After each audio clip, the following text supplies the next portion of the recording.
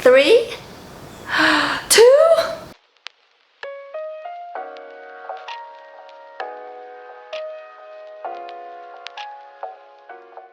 Alright guys, today's video is all about air layering. Air layering is a propagation process that helps you to propagate a cutting before you even take a cutting of the mother plant. For example, today we're going to propagate my Philodendron hybrid. It's a Philodendron Verrucosum crossed with Melanochrysum. And I've been having these plants for about a year now. I think actually 10 or 11 months, but anyways, I actually did a video on how to repot this guy. I'll link the video up here. I just air layered it because again, you have to watch my previous video. I explained why I took off my mouse pole and put a bamboo stick. I just didn't like how messy it was, and it was really hard to keep the mouse pole wet. So I air layered a node to keep the aerial roots moist. So I want to take the top off to make a new plant, and I'm going to show you how to propagate this part and to air layer another node. Okay, step 1, I'm gonna show you guys how I air layer my plant. I think we're gonna do, since we're gonna take the top off and we have these 2 leaves left, we are going to probably do this node. We're going to wrap the moss around this one node. So when we cut it off, we'll just cut off right here. And I will end up having 2 leaves. Okay, let me turn this plant around so you can see the node. That one right here.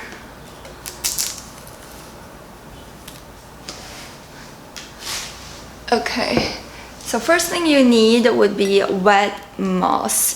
Preferably sphagnum moss, but I don't have any sphagnum moss. All I have is green moss, and it'll do because that's what I use for the top one.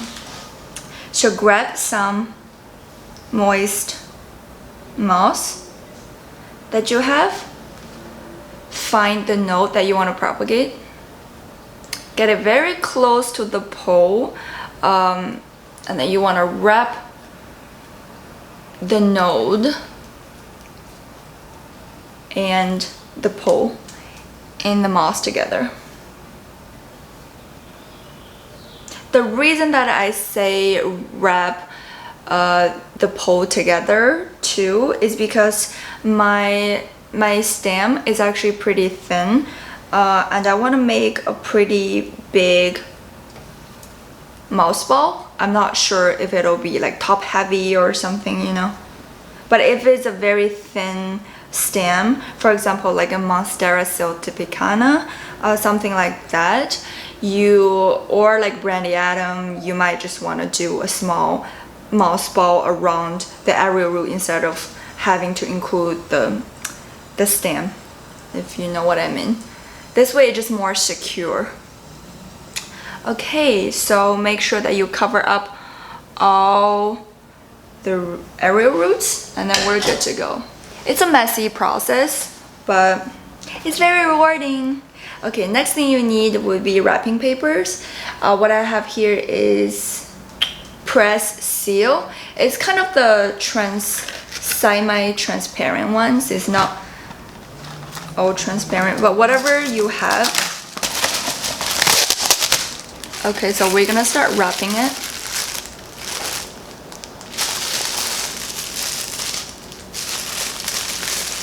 Make sure don't wrap any of the leaves in because you're gonna rot it. Your wrapping paper should kind of stick together. Okay, so now we have a wrapped up mouse ball. I'll show you the back side of it. So I know some people would close up the top and bottom, either just pinch the wrapping papers together, or you can use a tape to tape it up.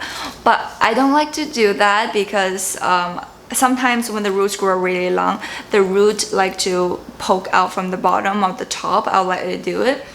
I like to keep the top open is because I don't mind let the moisture out, because what I do is I grab a little spray bottle and I come spray some water from the top every day. And I love to spray my plants, so that process was not a burden at all. I love to do it. That's really all of it. It's very simple. Just to make sure your mouse ball is moist at all times. Don't let it dry out. Just treat it like normal propagated plants. And that's all you need to do. Wait for 2-3 weeks and you should have the roots. And if you don't have the roots, you don't have to stress either, because your plants already have the roots. That's why I love air layering. It's just very secure. It's almost 100% security. If you don't have the roots, don't cut it. If you have the roots, cut it. It'll probably do okay. It might stress out the leaves, but it probably would do okay because it already have the roots. The roots is the most important thing. With the roots, it'll regenerate new leaves. Okay, let's move on to step 2, the most important step. We're gonna step off the top. I'm very nervous. So I'm really not sure that if I want to do this, because I like I said, it's just such a gorgeous and long climbing philodendron, and it will break my heart to cut it. But I know that pruning a plant can really promote growth, and I actually have quite a few growth points over here and over here. I actually just talked to Travis from Plant to Coop. If you haven't followed him, you need to follow him. He is amazing. He's hilarious. I started watching his video a couple weeks back. He actually started making videos a couple weeks back, and he just caught my eye. His intro of the first video just caught my eye. I think he's a dancer, so his intro is always so creative. But anyways, he encouraged me to do it because he cut his philodendron white knight because it wasn't doing good, so he chopped the top part off and the bottom start to have new like growth point, which is really good. So that's what I'm gonna do. I'm going to turn the plant around again to show you the mouse ball we just made right here, and we're going to cut the top part that I propagated, air layered about 2-3 weeks ago. Before I cut it, just to be secure, I wanna open the mouse ball to see how the roots are doing. Even though we already see the tiny little feet over here. Tiny little foot. But I still wanna make sure the roots are healthy before we do anything, because my top 2 leaves are just too gorgeous. It'll kill me. It'll really kill me if it doesn't survive. Wow guys, I think it's doing really well. Like really well. Wow. Beautiful. Okay, I'm not going to try to pull the moss off of the roots too hard. I'm just gonna gently pull it off, because we're gonna have to unwrap it off of the bamboo stick as well. Okay, now that we know the roots are so beautiful, we can go ahead and cut it. Shall we? I'm literally like doing this in front of the camera and pretend that there's 1,000 people here watching and supporting me. I know you guys are supporting me, right? We can do this. Okay, take a deep breath.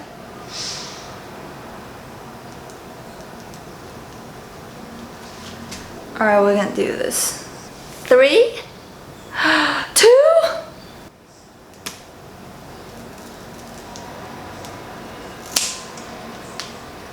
1.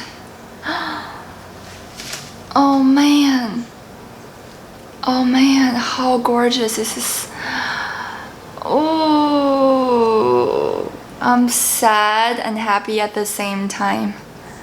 Now I'm going to propagate this guy. I'll put this in this plastic cup with the hole underneath, just because I want to be able to see the root growth. I don't want to have to pull it out of a ceramic pot and just constantly check how well the roots is doing. So this way I can see if the roots are doing well or the roots is overgrowing its pot, you know. Usually my to-go propagation medium is perlite or water or just straight up soil. But I don't really like doing moss. But since we already know it's doing well in moss, I'm not gonna risk it. I'm not gonna risk it putting it anywhere else. It's staying in moss. The roots are well covered in this little cup. I'm so happy. I'm really happy that I did it, guys. It really needs courage. It took me a couple hours to think if I should do it, and it took Travis like 5 minutes to convince me to do it. So Travis made me do it, and I appreciate him. Okay guys, I hope you enjoyed this air layering video. It's not super technical, but I showed you how I did it. It should be a very detailed video. If you still have questions, feel free to comment below, and I'd love to answer them. And if you have any suggestions of how you think I should do it better next time, also feel free to comment below, and I would really to hear suggestions from you guys, because I'm really learning every single day. Okay, and oh, by the way, if you like my sweatshirt, make sure you scroll up and you will see my merch down below my video. I'm actually very into drawing and illustration. I graduated with a degree in graphic design, so I'm constantly doing some little doodling, and I happen to be a plant parent, so of course I'm gonna have to do some doodling of plants. I actually drew my original design for my planter, which I'm going to come out very soon. Stay tuned for that if you are interested in where you can reserve a planter. Make sure DM me on Instagram and I'll let you guys know. Okay, this sweatshirt comes in many different colors. It's really comfortable. I honestly live in my sweatshirt every day. My husband been complaining, are you gonna change? Well, it's really comfortable. So anyways, if you have any questions, let me know, guys, and thank you for supporting my channel. I will see you in my next video. Bye!